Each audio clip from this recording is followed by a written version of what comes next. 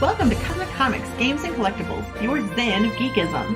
We carry comics old and new, magazines, toys, games like Pokemon, Magic, D&D. Want Godzilla, Ultraman, Star Trek, Ninja Turtles, Funko Pops? You'll find it all here. Shop our Cosmic Sound Room and pick up a record or two. Enjoy our Comic Coffee Lounge with a cup of Sasquatch coffee or a delicious menu item while geeking out over a super cool movie on our big screen. Come by and say hello to Maui. Cosmic Comic, Games and Collectibles. Superman loves us, and so will you.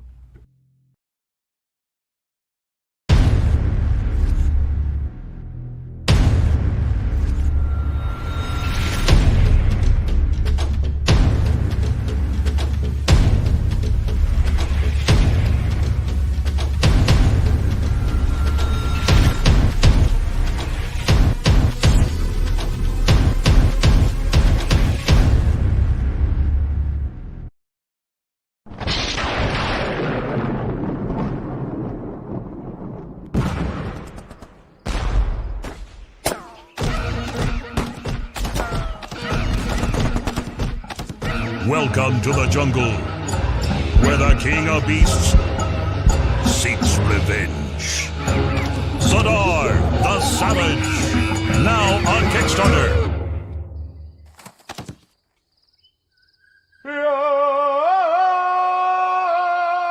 Darkside Media presents ZADAR, the Savage.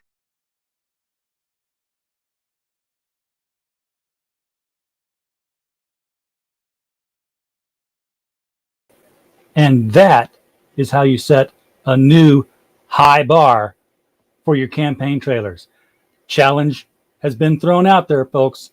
Accept it, step up, and see what you can do. Because when you get a comic book trailer that makes you want to see the animated cartoon and you haven't even read the book yet, wow, that is something. Yes, we are live tonight with Darkside Media. We had Dave Kann with us.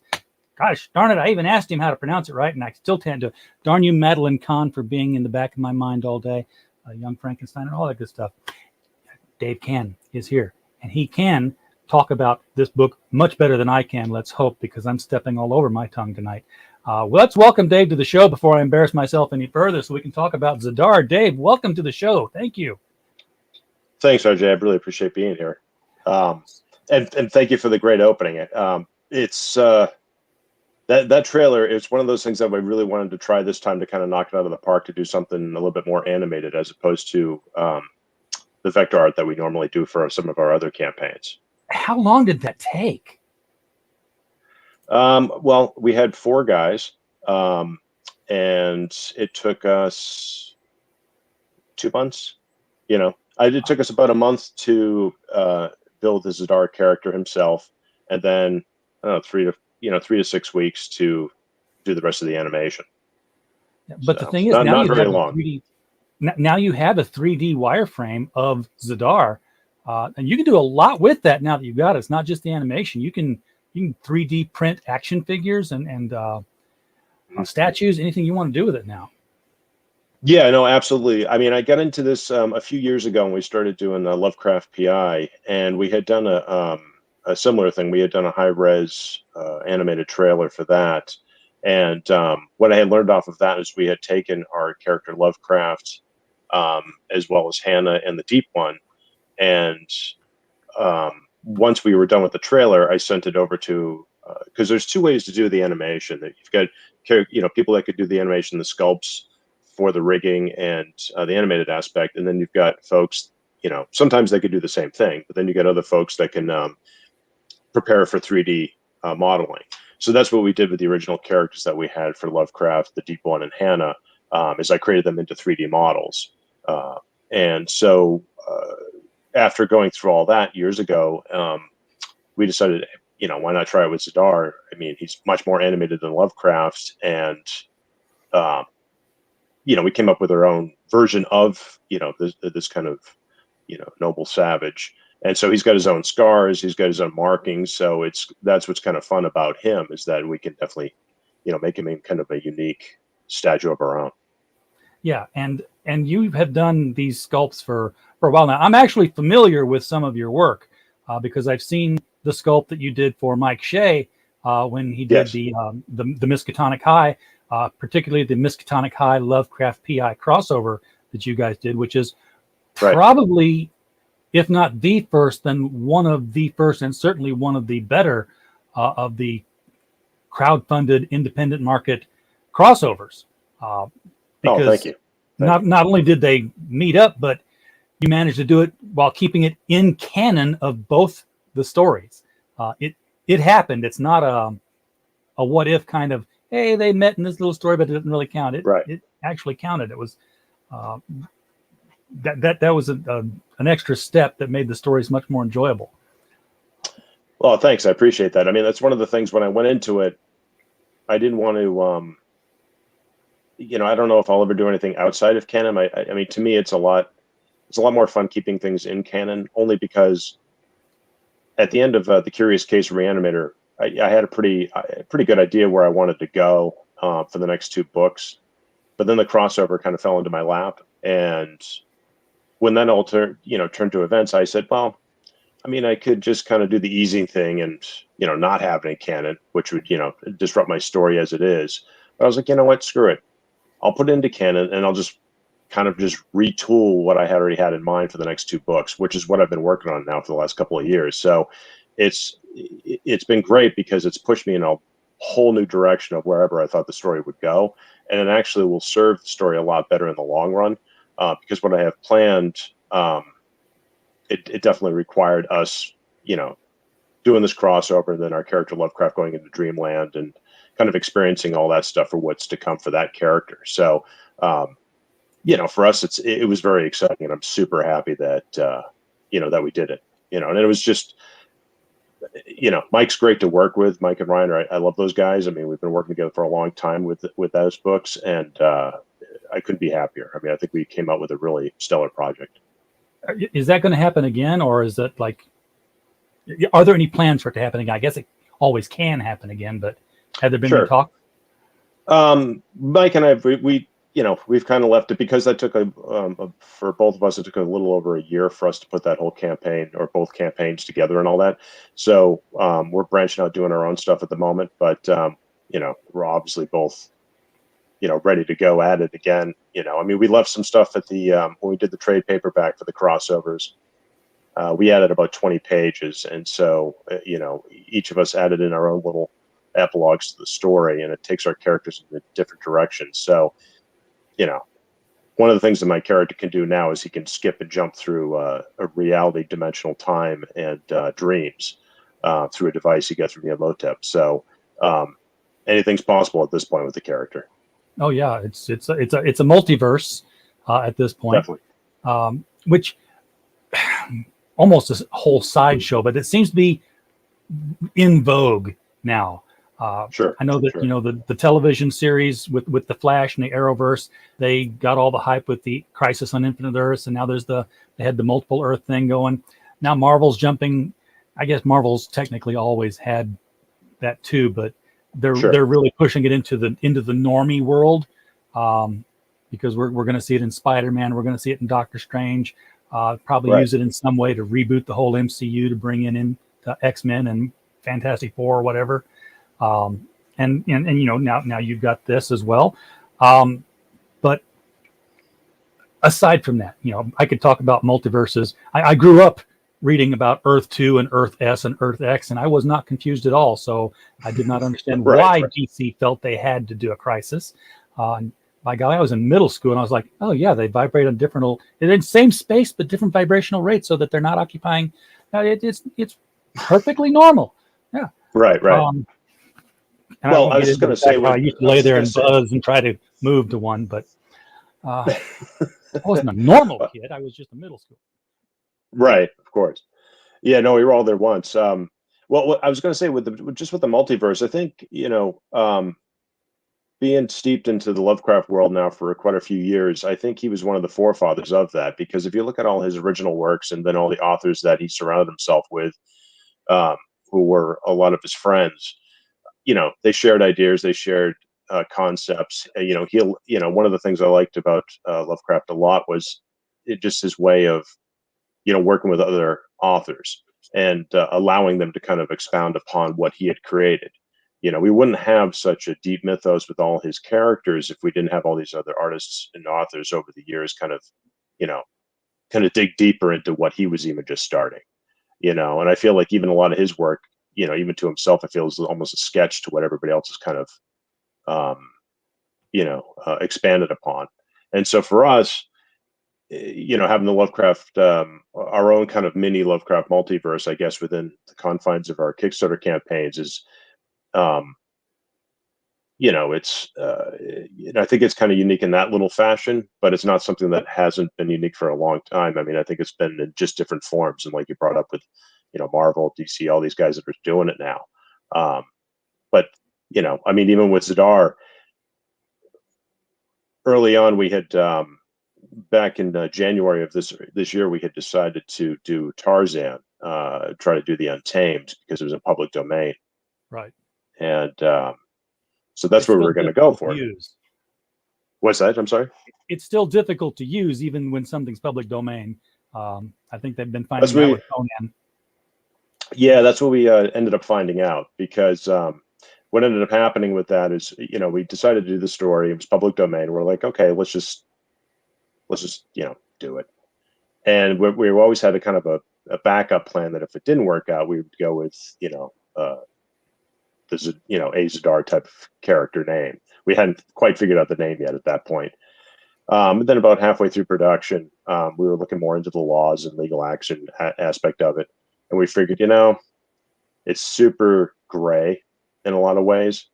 And because I do a lot of stuff through Kickstarter and crowdfunding, the last thing I wanted to do is put up something and get, kicked off, and that's it, so, or cease and desist or anything. So about halfway through, we're like, okay, well, we had this plan B. Let's just go to Edgar Rice Burroughs and see what happens, and see what they want to. Maybe we could work something out with them.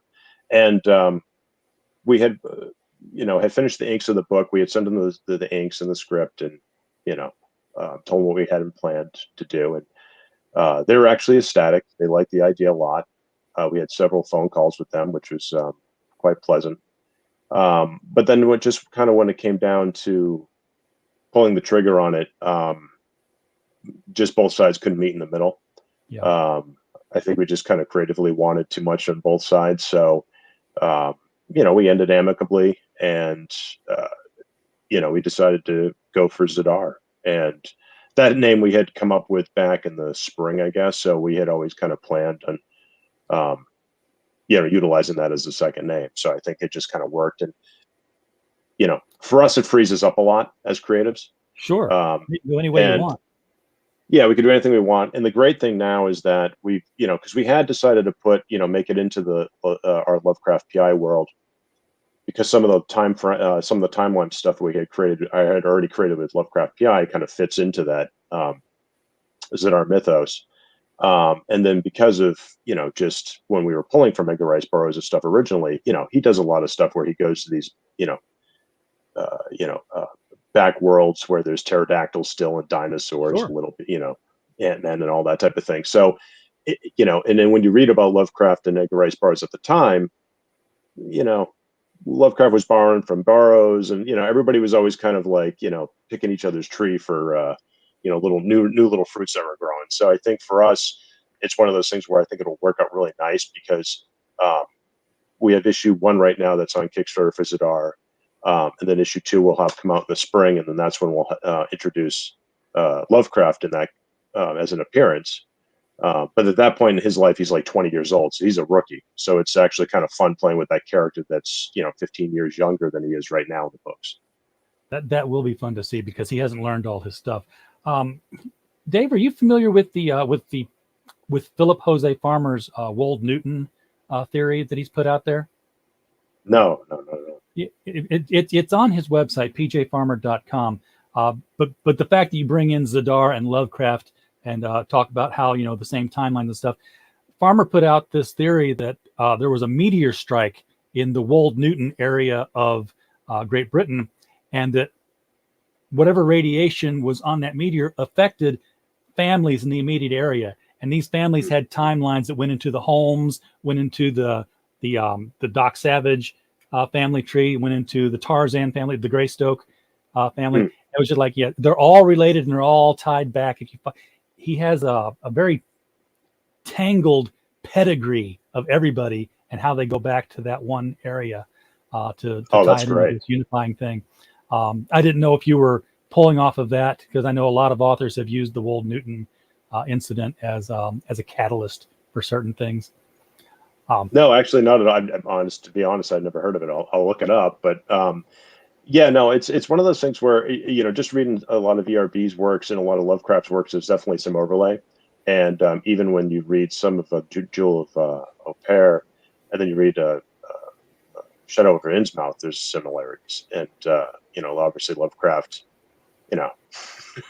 been like, hey, that's kind of an interesting idea, So that's what's kind of cool about it, is I think, because I definitely mentioned to some people early on that we were thinking about combining, bringing these two characters into the same universe, and people are like, really, that would work? And we're like, yeah, if you read the older books, they definitely, it's all those same archetypes and the same mythos. It's just being able to kind of work it and massage it into the world that you needed to, work in. And since we're living in a pulp world and the stuff that we do at Darkside, it just all kind of works out for itself. Yeah, I think when I was reading the Silver Key and Randolph Carter, that's why I kind of got interested in it, because but he comes back as this large green multi-armed chitinous creature, and I was like, oh, it sounds like one of the the multi-armed green men of Barsoom that Burroughs wrote about, and it made me kind of wonder.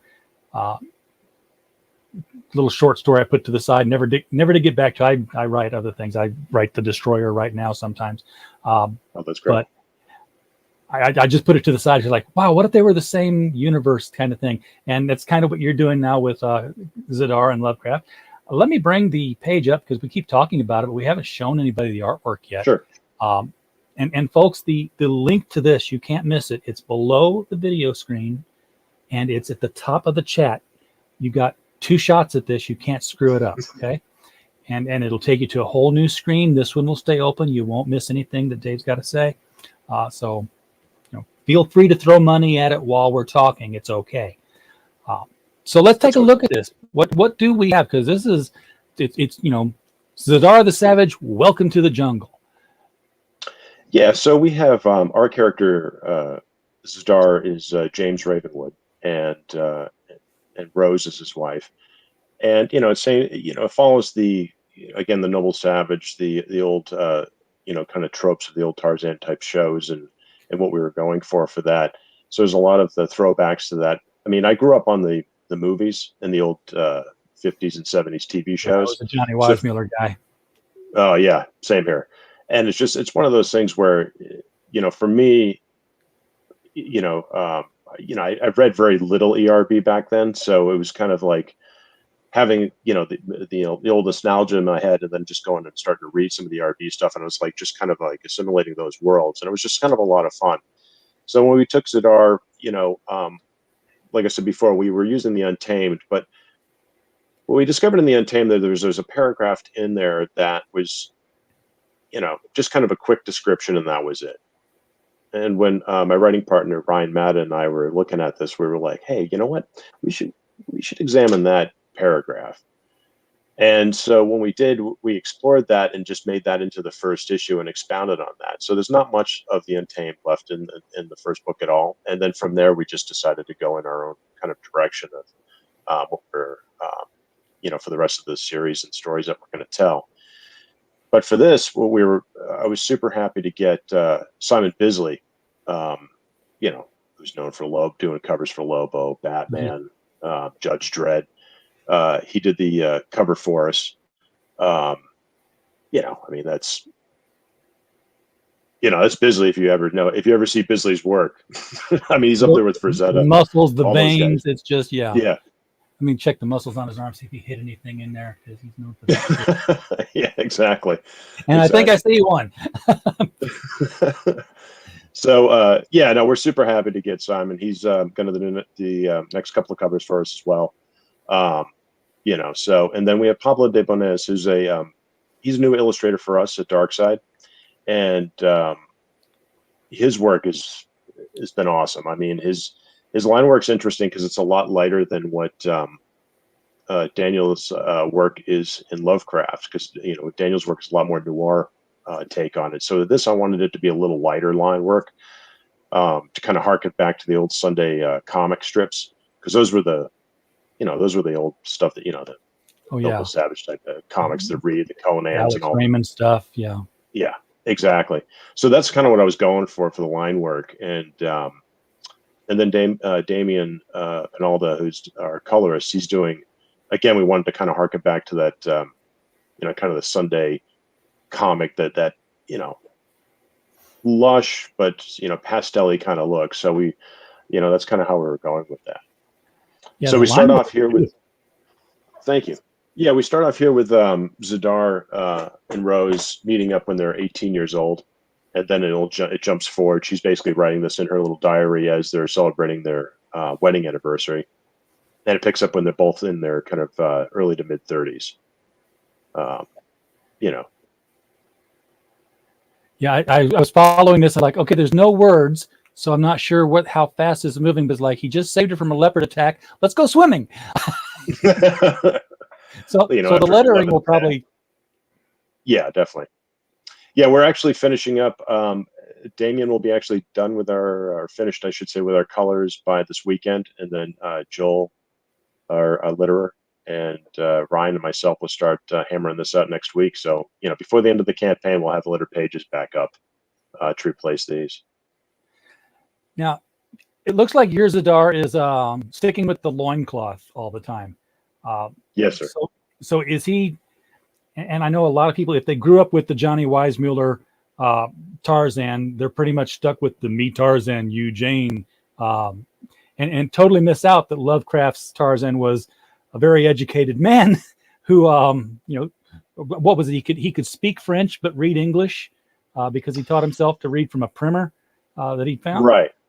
Right. So what we're doing with ours is, is a lot, in kind of a similar vein. I know that Burroughs, the one movie he directed back in the day, actually had Tarzan in the white suit, and is much more of a gentlemanly type character, and that's the character that he always kind of wanted to portray a little bit more, which had that character more in the books, but not necessarily in the movies. So for us, it was always kind of that, that kind of idea. But we wanted to take it a step further. So with ZADAR, he has that, but he also has much more of a almost like a James Bond kind of a background as well, because we play the character as he's at this point he's in his 30s, so there's been some background written about him. There's been comics about him, literature about him, theses about this guy. So people have sought him out as almost a celebrity of his own time. So where we pick up in the first book, he's in Africa. In the second book, we have him traveling further north. I don't want to give too much away, but he slowly kind of metamorphs into that kind of Bond-esque character that's also the noble savage and the gentleman, and is able to speak multiple languages and conduct himself, as militant. I mean, he was in the military. We had him, actually fight in wars in the past. So he's able to carry himself between multiple personalities with other people, as opposed to just me Tarzan, you Jane type of thing. Yeah, he's multifaceted. Absolutely, yeah. So, what are people getting with this campaign? I mean, how big of a book are we looking at? And is it chapter one of a long arc? I mean, you already said there's an issue 2. Obviously, that's going to happen. But is it like cliffhanger endings, and it's told in the first 4, and then we go to another story for 6 through 8? It's funny that you mentioned that, because originally when we were working with ERB, we were thinking of just doing it as a 3-issue piece and then just putting out a trade. After that went away, Ryan and I were talking about, I mean, obviously it depends on how the campaigns do, but for us, we were looking at a further arc than just 3 anyways. So the first 3 issues will be, basically it's encompassed story, but there's always tidbits that kind of keep leading us on. So for us, it's it's an ongoing series. There'll be arcs that will come and go, whether they last in, a book, 2 issues or 3, they'll determine what the story is. As far as the first issue is concerned, you can completely read that, walk away, and be totally satisfied as I'm done. But I suspect by the time you get to the end, you're going to be like, damn it, I got to get to the second one, because you're going to be you're going to be That's pretty the sign of a good comic. pretty bummed. Yeah, we have So, George Peter Gatsis in the chat, who, by the way, is Thank you, top-notch 3D printer who works with a lot of comic book crowdfunding. He's the guy I had in the back of my head when I was talking about your 3D wireframes and such. Does a lot of that. Back the digital with the catch-up add-ons, very nice. And this is, thank you, George. Dave, this brings us to what we like to have in our show every once in a while, which is called our shake and bake moment.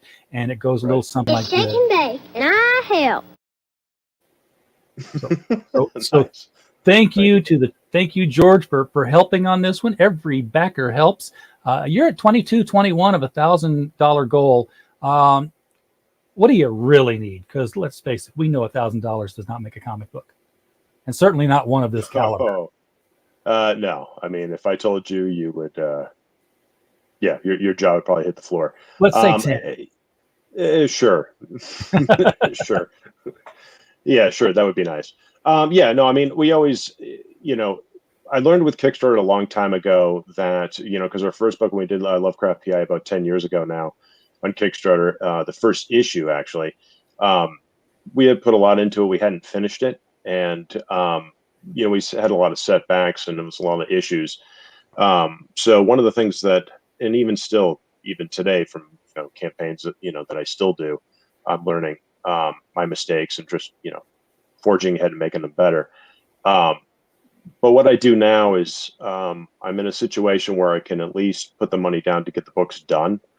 Because for me, like with our campaign, we have a book called Berserkers, a series called Berserkers Solo Island that's also on Kickstarter. I'll be launching issue 4 in January.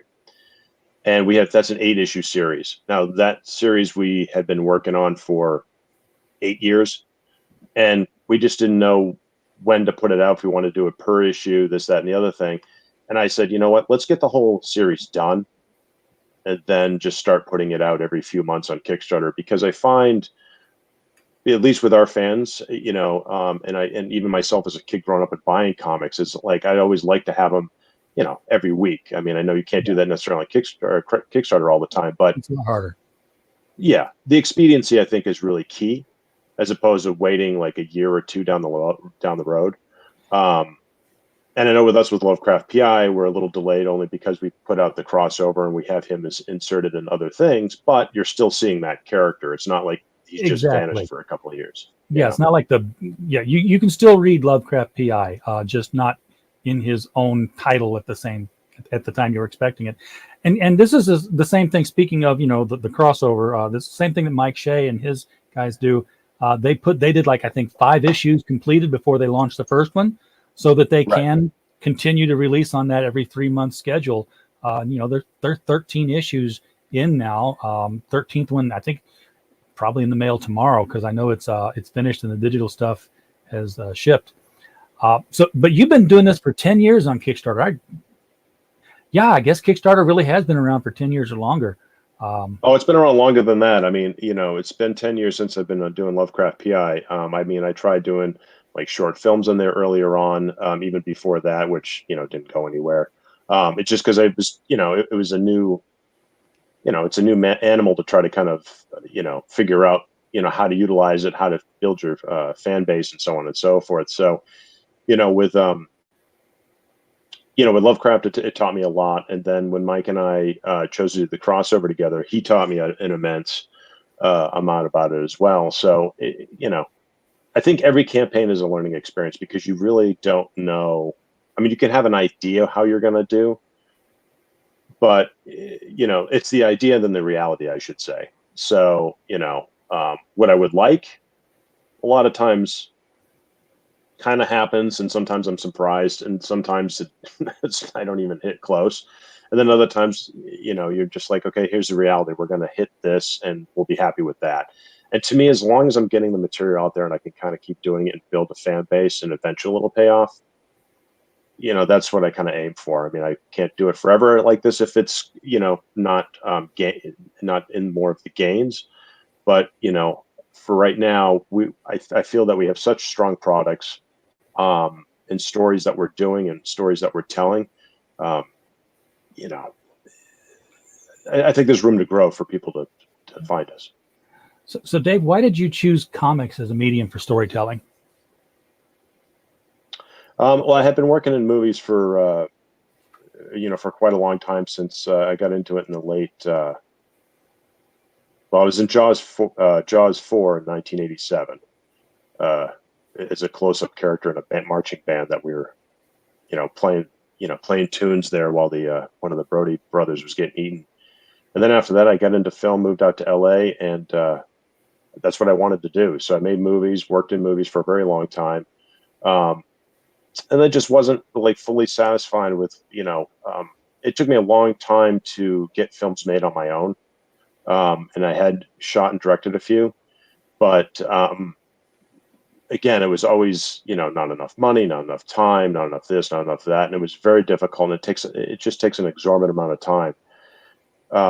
And when back in the early, I don't know, I guess it was the early 2000s, they started adapting more comic books to movies, and I was like, well, I've got these scripts kicking around, we've got these ideas kicking around. It's like, well, maybe we could just start working towards making them into comic books and try to go back that way. So that's kind of what we did. We took one of our screenplays that we had written for Lovecraft PI, and where he said, let's make this into a comic book, and because we think it's a really, really good idea. Nobody's ever done something like what we had wanted to do, and at least in our fashion, anyways, and just made it as a comic book. Okay. So it has actually gotten us a lot more ground. Yeah, because now you see the door that's open for the scripts. You say, hey, let's get out of this line and go back in that line, and make a comic exactly. And see if it can come back in. And the thing is I've been down this road now with several producers and studios and such with Lovecraft. And the thing is that what's good is that you have the comic material, because for one, they want to know if it's based on anything. Right. Two, they like to see visuals. So if you actually have a whole book that's pictures. Yeah, here's the storyboards right here. Yeah. I mean, you don't even need to give them more. I mean, one producer told me, he's like, I didn't even read it because I just looked at all the pictures. There's too many words. I was like, whatever you're going to do is, if that's how you want to sell it, that's fine by me, but yeah.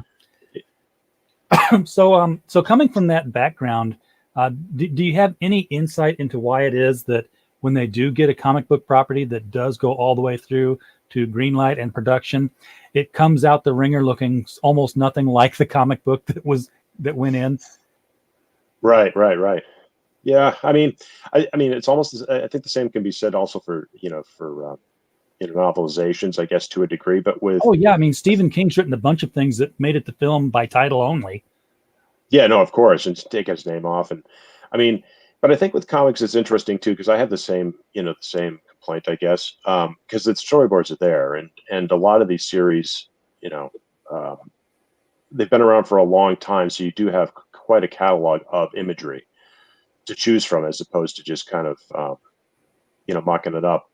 I think a lot of it has to do with ego. I think a lot of it, everybody wants to have their own opinions and ideas that they put into this. I know that's what happened with myself dealing with Lovecraft PI, and one of the reasons why I bowed out of going that route for now, because it gets pretty confining, and the way I look at it is this, and I've made a lot of movies. I've worked on a lot of movies. You're on making movies for a long, long time. Okay. Yeah. There's many ways that it could get completely derailed, from the script to the actors, to somebody not showing up, to unions, to a live prop, to somebody saying something on Twitter, to anything. Yeah. So you've got to live with this as a creator and director of it. Or producer, I guess, if you're going through that for that long of a time, you got to be damn sure you're happy with what you're going in there with, because at the end, you're sitting in the movie theater or the TV screen watching the streaming service, and you're sitting there going, God, I hated this thing. I hated this thing from the beginning. I hate it now. It looks even worse. I can't even look. And, there's a lot of directors out there that say that about their own work. Yeah, that's why they're Alan Smith. To this day, Alan Smithy, Lynch has said it about certain pictures. Sam Raimi has said it about pictures. Any director has, but that's from a movie standpoint. Now imagine creating a character in a comic and you're in it from the get-go and then going all the way through it and how that feels, you know. And I know they're suffering a lot of that with Cowboy Bebop right now, and there's a lot of Oh, yeah. back and forth with all that because they had the original creator on, you know, he had some input, but how much input did he actually have, you know? So that's the other problem you got to deal with too, you know. I liked Alan Moore's response because you know they've made a lot of Alan Moore films that, Oh and yeah, he's like, you know, don't even bother me with this. They asked him about League of Extraordinary Gentlemen, how he felt about it. He's like, well, how am I supposed to feel about it? People came to me and said, hey, we want to make a movie with the same title of your book, and here's a bucket of money. right, right. Well, I think that's the book. Yeah, I mean, I think that's kind of how you have to go into it. You either literally have to take the bucket of money and just walk away and just pretend it's, you know, you bought a new house or whatever it is, and just, you know, who cares what they do with it, or you know, you could dig your heels in and try to make it work. But I think now, in this day and age particularly, you know, it's just, thank God for crowdfunding, because one of the things, you know, with crowdfunding, you know, I don't know if most people know this, but you can send out you have to send out surveys at the end of your crowdfunding, right? So you can have a list of questions, you know, whether it's a shirt size to this, that, the other thing. But the other thing you could do is ask them questions about your IP. So we did a campaign back in May for Lovecraft Noir. We did model kits and you know, books and so on and so forth. And so I started asking in the surveys, like, what would you people like to see out of this character? Excuse me. The majority of people wanted to see a film or series. Now that's awesome, but I also know how much it takes to make that film or series. Yeah. And just doing the ZADAR trailer, you know, that trailer is 45 seconds. They probably did about 25 to 30 seconds worth of animation. I know how much that cost. So if I have to extrapolate that 30 seconds over a course of, you know, 15 minutes, an hour, whatever it may be, you know, I could go to Kickstarter with that number already in mind, knowing that I can, you know, make that happen. You know, now whether or not I can garner that money from the crowdfunding, I have no idea. But that's what's kind of nice about if you have the fans that keep coming back. And I think, you know, even putting it in as a reward and seeing what happens, you know, and if it doesn't get fulfilled, that's okay. But at least you know that you're going in the right direction. Right. You know, and then you're in charge of your own destiny, more or less, as opposed to being stuck with 5 producers telling you what they're going to do. And when the suggestions are being made, they just kind of shove you aside going, sure. You know, it's like, that's not how it's supposed to work. You're the creator. You're supposed to be working together, not against each other. And that's the thing I don't like about the way the system is right now in Hollywood. Yeah. And, you know, it's always been that way and always will be that way. And I'm 100%. waiting for the superhero comic book genre to kind of die out eventually. I think it's on the downward slope. I hate that because I love superhero movies. I cut my teeth literally on comic books. So, you know, it's in my blood. Looking at the perks here, we've got, you know, the PDFs and the books. The physical book is only $12, unless you want to get the Simon Bisley cover. You know, $2 more for a premium artist. Not that the other guy's not any good, because I tell you the truth, I prefer him over Bisley. So that'll be the copy that I end up getting. But you know, Bisley's a name. He Right. carries a higher cost, so you got to make that up. And now what is this? $18 for the print and the PDF? Is that how that's reading there? Yes. Yeah. Okay. So when you get the prints on the other one, the PDF does not come with it. That's Right. Yeah, exactly. Yeah. And then you have the mystery bag. I like that too. Yeah. The mystery bag is fun because it's what I usually try to do with that. It's one of the things Mike and I always talk about, because I know he loves his mystery bags, and you know, it's one of those things I've been fine tuning with the last couple of campaigns, where I try to, you know, when you get the people's names that come in that to get the mystery bags, you figure out if they've been on your campaign before, maybe what they have and what they haven't gotten.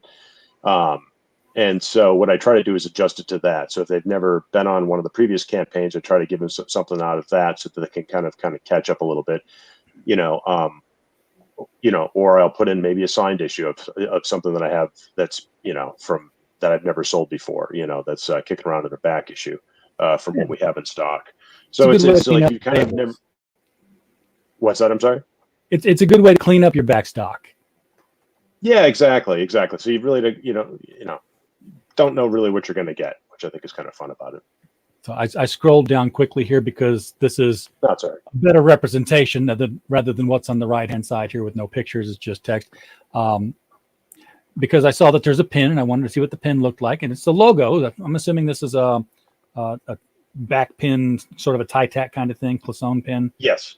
Yeah, actually, I just put the order in yesterday, so it's a gold. It'll be a metal. It's a gold metal pin. Back is gold, so the only black you'll see is just right there in the front. Nice, very nice. Yeah, and the pins. The Joe there, my buddy there at Ultimate Coin, he does a lot of stuff on Kickstarter as well, and he does all my pins and my coins for me. Awesome, they did awesome work. I like that logo. I mean, people don't understand, the work that goes into a logo because it's like, oh, that's a nice font.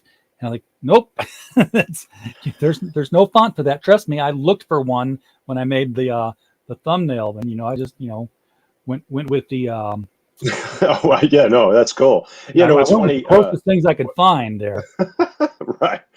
Yeah, no, Joel, my graphic artist, he does my logos and all that stuff for me. And when we were coming up with the name is actually kind of a funny thing. If for a second, if you want to take a sidestep. Yeah. I worked on this movie back in the 90s called Future War. And if you want to have a good laugh, it was on one of the last two of the Mystery Science theaters when they last aired back in the early 2000s. And so it was rated as one of the top ones to watch because it's ridiculous. But it's about a cyborg who comes to Earth and with a dinosaur to take over the planet. So it's comical, and we made the movie for, I don't know, maybe $200,000 at the time. Shot on 35. I mean, I was in it. I did props. I did puppets. I was also a stunt guy in it. Did a ton of stuff. But one of the things is one of the actors in it is Robert ZADAR from Maniac Cop. And Okay. which I was a big fan of, Maniac Cop growing up as a kid, Bruce Campbell, that whole thing. And so, super sweet guy to work with. I played some of his, body double parts and all that stuff. But I always liked the name ZADAR. It always reminded me of like kind of a Tarzan kind of name. So we were kicking around the idea, as the name. We were like, I was like, we can do ZADAR. We can't spell it the same way, obviously. And so then we just punched in, and I was looking it up. I was like, yeah, I like ZADAR. It's a nice, strong name. I like strong letters. And then we found out that it's actually a city in Croatia. So we're like, oh that's awesome. So when we started sell a bunch of them there.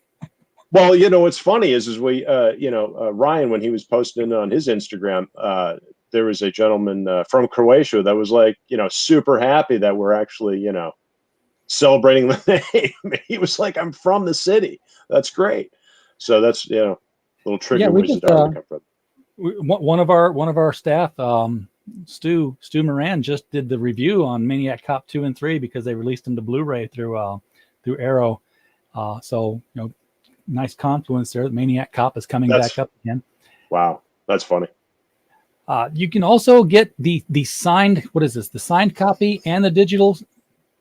Now the digital. Yeah, right. Digital won't be signed necessarily, but here's my iPad.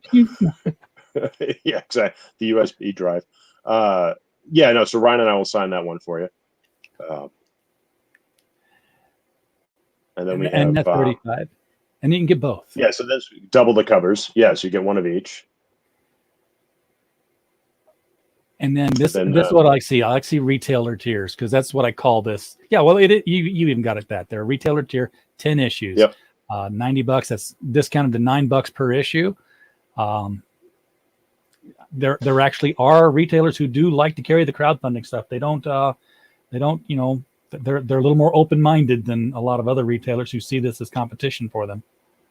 It's funny. It's I had stopped doing it for a while, and then on one of my Berserker, I think it was Berserker 2, released that campaign. Somebody had asked me if I would put up a tier. So I put up the tier, and immediately he, purchased the reward. So, that it made me happy because they've been coming back. So I mean, it's great because one of the things, excuse me, because I was selling at comic book stores before the pandemic, and one of the things is that a lot of the guys, they liked the indie comics, and they liked the quality of work we were doing. The problem was they were having is that Marvel and DC were kind of muscling them around a lot, so they had to carry enough of their stock or whatever Diamond basically was telling them to carry. So they had very little space to do independents, guys off the street type stuff. So I was very fortunate to get whatever shops I could get in. So being able to do it like here, and having stores pick it up is great. Because getting through Diamond is well, first of all, there may not be a Diamond in 6 months, so who knows? Yeah, it doesn't look good. We're operating as sort of a Diamond chip here at Critical Blast. One of the things that I always do when I have folks like you on is I'm like, hey, this is a really great idea. Have you thought about doing this? And I started talking with all these international people who are doing great books, but low sales because it was normal price for the book and then a fortune for the shipping. So I said, well, why don't you do? And then I just why don't I do? And now what we have is Critical Blast Logistics as a branch off of the main company where they bulk ship books to us. And then we break them apart and send them domestically within the U.S. And what I didn't realize when I did that was that there were a lot of people already in the U.S. that wanted to use the same service. I'm like, but it's going to cost you more. And they're like, but I don't want to do it. I'm like, oh, okay. And that rolled further to where we started collecting names of retailers to where we're like, okay, we have overstock. Let's get it into the retailer store. So now we have a catalog of our, extra inventory. There are, like I said, that's how I know there are retailers who do want to get this crowdfunded stuff in, even at, the prices that are higher than what they're paying through Diamond for stuff, because they know it's limited and they know there's a market. Yeah, right. Exactly. And I mean, what I try to do is I try to bundle everything too. So we've got, we have this, the 10 issues, then we do the double the covers, and then we have the Darkside retail too, where you can get our back stock. I want to be clear on the retailer tiers that I'm looking at though, because of the imagery, because I know the Simon Bisley cover is the higher valued cover, and that's the image that's being shown for the top retailer tier with the 10 issues of the same cover, and then it's $100 if you want to get 5 Bisley issues and 5 bonus covers. And I that mathematically seems backwards to me. I could see 10 bonus covers for 90, and then the 5. Yeah, I think we screwed up there a little bit. No, I see what you're saying. So just making sure that if they do order that, that's the cover they're going to get because that's the cover they see. Oh yeah, no, it's all marked there. So if you get that, I know exactly what you're going to get. Trust me, I have it well defined like that. But yeah, no, I see what you're saying. There's always at least one camp. No, it's fine. It's always one campaign that I, halfway through, I'm like, oh man. I think in one of the last campaigns, I was like, the banner said one thing and the side said something else. I was like, all the time. It happens all the time. And you never get it until I'm sitting here proofreading your sheet. Yes, no, and I appreciate it. But that's what it's, you try to catch everything. It's like editing. I mean, it's, you order a book 1,000 times, and that's that 1,001st time you're like, and that's usually the time it comes off the printer. Yeah, trust me, I'm dealing with that now on one of my previous campaigns. I just caught something. I was like, oh, come on. I had we're also a publisher, and we sent in our last anthology, The Devil You Know. I sent it in, had it all sized, thought correctly, sent it into Ingram and said, yep, hit it, and send me copies of one for each author, 20 author copies. Right. And they printed and they sold, had just a couple of them out, and then they stopped. I'm like, what happened? And they're like, something's not right with the print size. And I got my physical copy, and sure enough, it's running off the top and the sides because I sent them like a 6x9, and it was a 5x8. So I was like, oh, this literally doesn't hit the edge of the page and scroll back over. It's it's stamping down like it's like a printing plate, even though it's digital.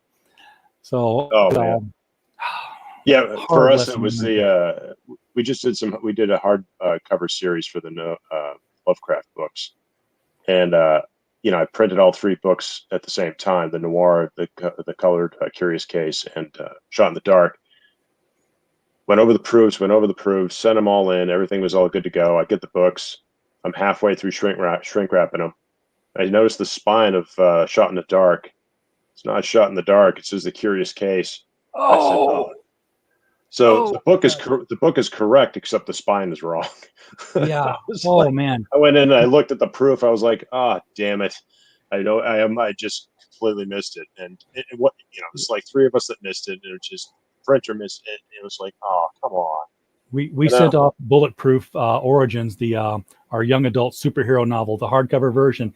I got it back and I sent it off to the author, and I had, the copies that were going out. And then I'm just sitting here reading it and looking at it and like, and the page that nobody reads is what I'm reading. The one that says, all characters are fictitious. Here's the copyright date, ISBN colon nothing. Like, so I called him up and said, you have an ISBN.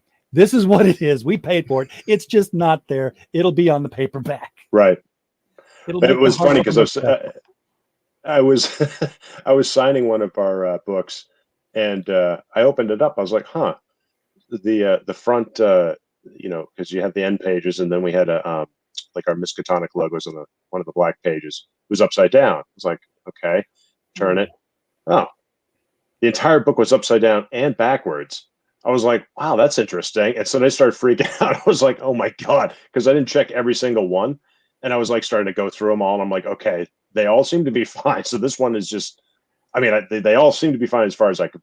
That was the weird one. But that was the weird unicorn in the mix, We get books sent to us from Scholastic for review, to run the review site.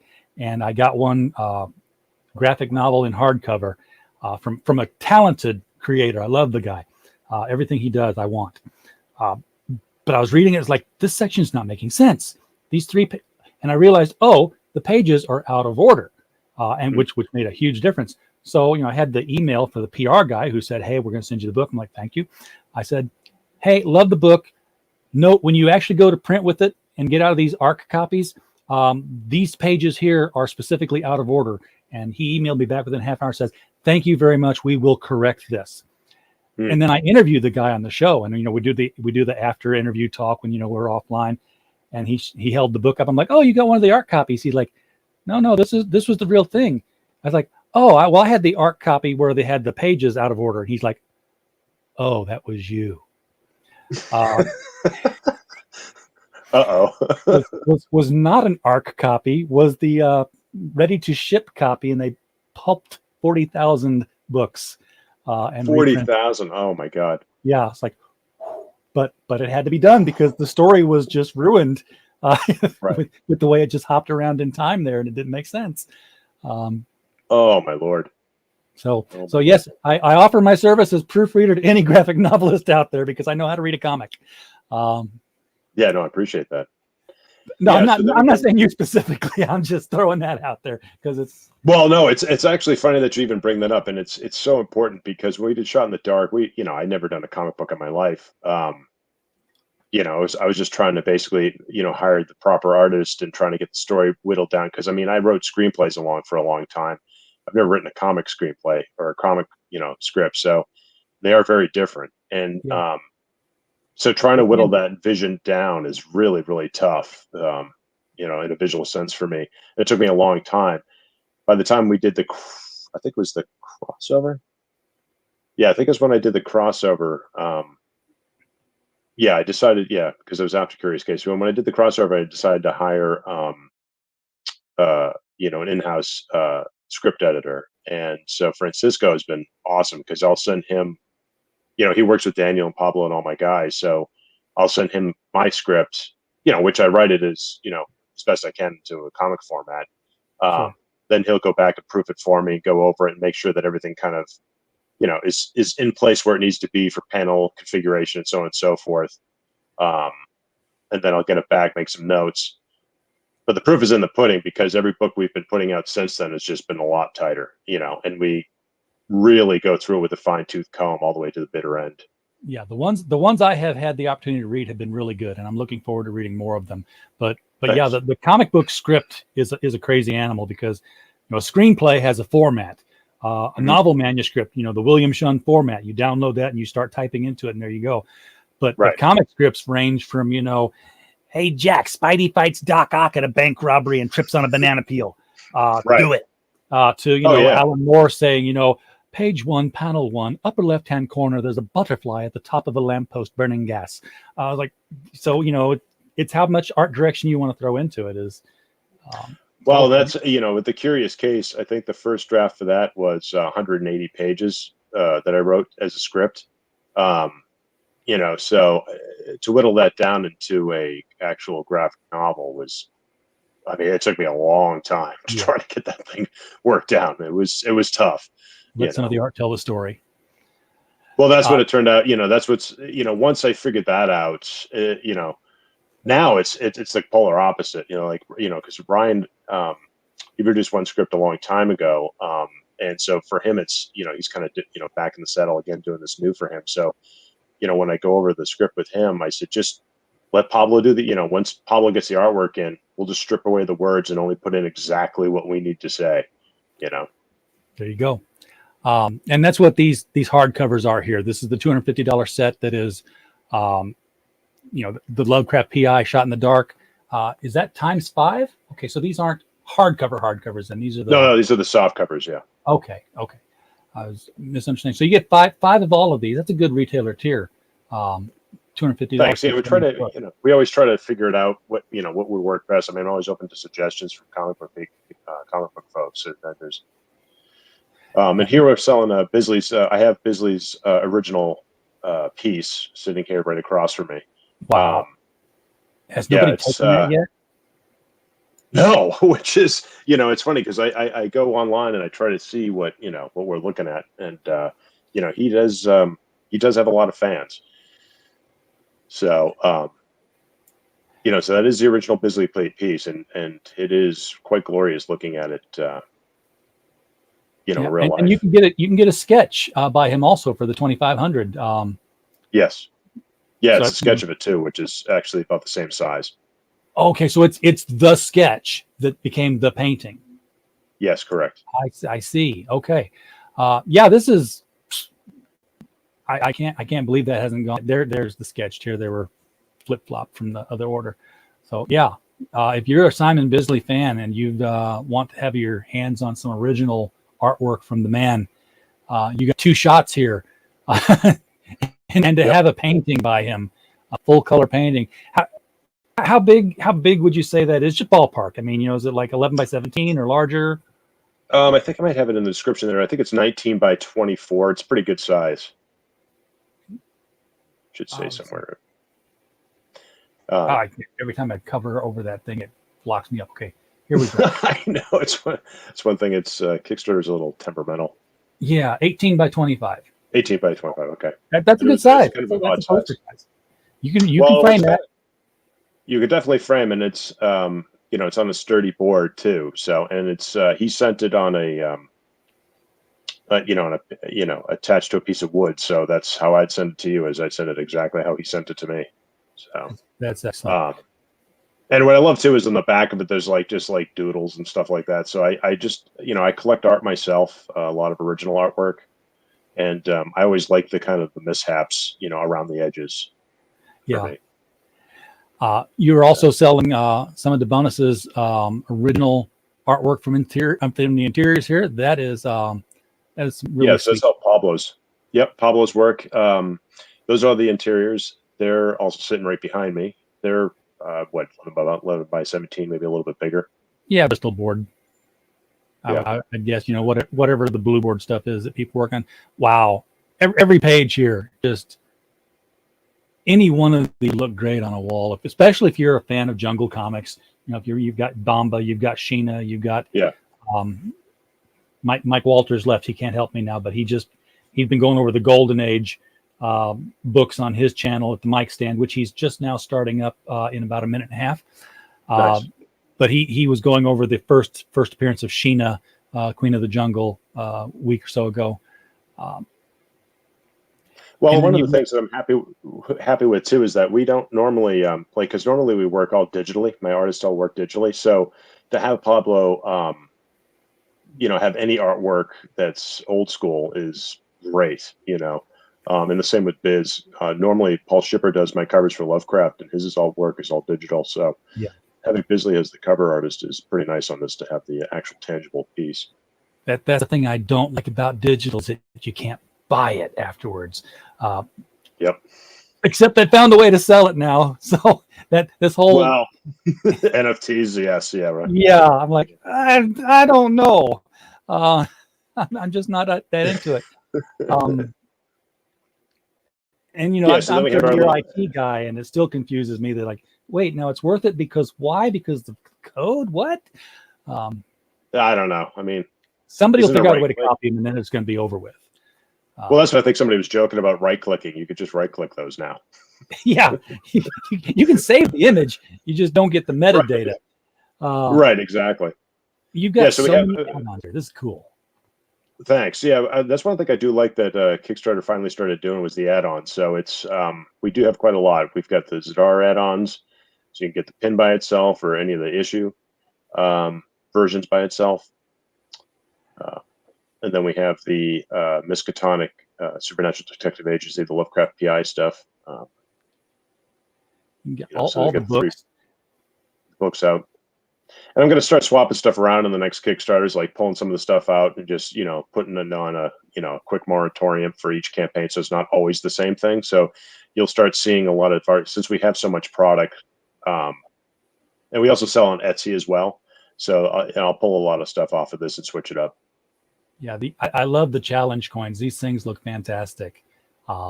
Thanks. Who wouldn't want to have a Cthulhu copper challenge coin? You just walk into any bar in New England and slap that sucker down. And they're a good size. They're a good weight. So yeah. Oh yeah, I got some of them on a different campaigns, and I was really surprised with the heft of those things. I expected plastic. I don't know. right. The money kind of stuff, but no, it's like metal and heavy. And you can even get the wallet, the Lovecraft PI wallet with the badge and the ID. That's all handmade. Because you can't the badge design that we have. You can't just go off and buy it off wallet off the shelf, which we found.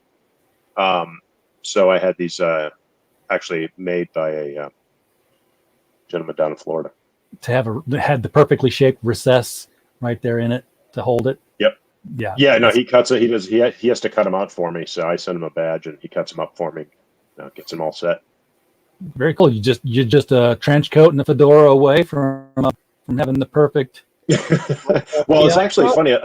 I saw a lot of because we have an Etsy store, a Lovecraft PI Etsy store, and a Darkside Media Etsy store. But the Lovecraft one's been up for about 2 years now, and we sell a lot of badges and coins. People just for cosplay purposes or whatever, they love them. And that's fine by me. I mean, I have no problem with that at all. Hey, when people are cosplaying your character, you have a fan base. Oh yeah, definitely. I mean, we have trading cards we're going to start selling now that we have those off the campaign. We're going to start selling those on Etsy so people can, eventually want to put together a some type of an RPG game. But for right now, people want to take the cards. I based all the stats of Call of Cthulhu, the old RPG from the 80s. So, people could take those cards and, kind of create their own games with them. Sure. Real quick before we go here, we've been seeing Sure. this title pass by a few times, Berserker Solo Island, but we haven't really talked about it. Can you give us the elevator pitch on Berserker Solo Island and why people want to get in on that one as well? Yeah, I'll do my best. So Berserkers, we co-writer and I, Bill Hawk and I wrote this back. It was a screenplay we wrote back in the late 90s. And it was about a virus during a hurricane on an island in the middle of nowhere off the Atlantic that ended up taking over and turning people into these kind of berserker, violent, not zombies, but just, mutating people. Then that movie 28 Days Later came out. We shelved it. And then, I don't know, about 10 years ago, we were looking for another title to do besides Lovecraft PI. And so I said, well, we had Berserkers and we liked the story. So we readjusted it back to 1950. It takes place on Solo Island, which is a little island off the coast of Massachusetts, which actually does exist as a different name. And the actual island was used to be used as a bomb testing range for the U.S. Air Force up until the late 80s. So for me, it was like, it's like Godzilla. It's like, what a great way to kind of come up with an idea for a story. And why is, why was this thing being bombed out? So for us, it was a virus that was unleashed that the Native Americans at the time had been using, back in the, colonial days for building up their strength and, tendencies to be able to take on the cavalry. And so this thing was kind of formed over the years. And, what's really strange about it is the virus itself actually comes from decomposed bats. And it was just weird because we had written the story back then. We just, we're Twilight Zone fans, we're monster movie fans. We didn't think anything of it. So we're like, yeah, it's a bad virus. It gets in with this and blah, blah, blah. Then obviously pandemic hits and we're like, holy smokes, this is really weird. What have we thought? Yeah. So, but what's crazy is that, so the story took place in 1950 Island. So there's only inhabitants of about 2,200 people. There's no cell phones. It's during a hurricane. It's an explosion that takes place that causes the virus to get out. Issue 4 is now when everybody has to get jabbed. So it's like I started reading it the other day when I was going over it again for ready to put it out, and I'm like, I hadn't read it in a while, and I'm like, holy cow, this is really weird. We wrote this stuff 20 years ago, and it's like now coming back into play almost like verbatim of what's going on. And Tell us how it ends, Dave. Tell us how it ends. Well, as you can see there in issue 7, it's not looking good. The cover of issue 7, we've got a sock hop girl on the front end of a Mercury with a battle axe, and zombie kids chasing you. Okay. So, but so we wanted to go through like an old Eerie Comics. That's kind of was our goal, was to make it like that. So Corlin Kruger, who does our covers for that, that was our kind of like play into that, and then Daniel does our Lovecraft PI work. He does all the interiors. So it's a fun comic. The entire story takes place. The 8 issues take place in a 24-hour period. So it moves along pretty quick. Oh, wow. Okay. Yeah. So it's all 8 issues is one day. That's it. Yep. And we'll eventually put out a trade paperback after this is done and put out a nice little epilogue. But for right now, you're looking at probably about 350, almost 400 pages there. And that when all those 8 issues are complete. So well, now I got more to read. All right. So cool. Thank you, Dave. Appreciate you coming on here tonight.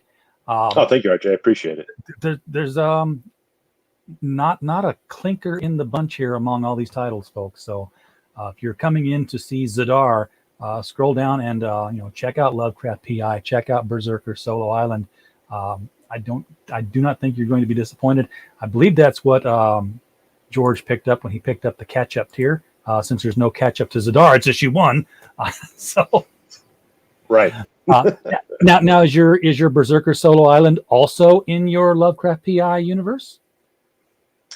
No, but just for giggles, I one of the main character, Alex Sands, there's a character coming up in issue 2 of ZADAR who's also has the last name Sands. So they may necessarily not be in the same universe, but I do play with, guilt by association. Okay. Sounds great. Dave, thank you so much for bringing ZADAR on tonight and the rest of the Darkside media publications. Thank you. Looks fantastic. We'll definitely want to, share this video out and continue to promote this book. You are delivering in February. If I can get my mouse back over to where I want it to be. And the campaign is 11 days to go. Your over goal is going to happen, but you'll sleep a lot better if we can, make this 5 figures instead of 4. Yeah, that would be great. So I really appreciate it. Every little bit helps, and sure.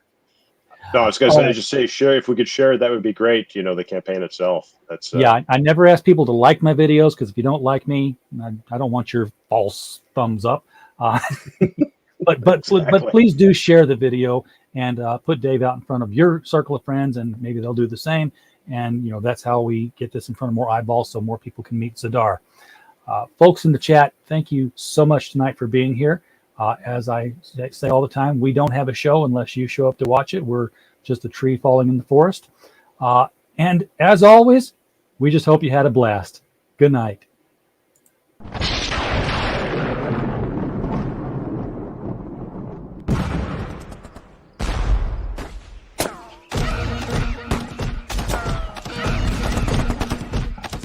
Welcome to the jungle, where the king of beasts seeks revenge.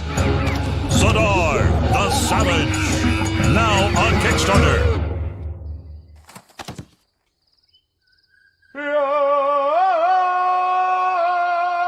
Darkside Media presents ZADAR, the Savage.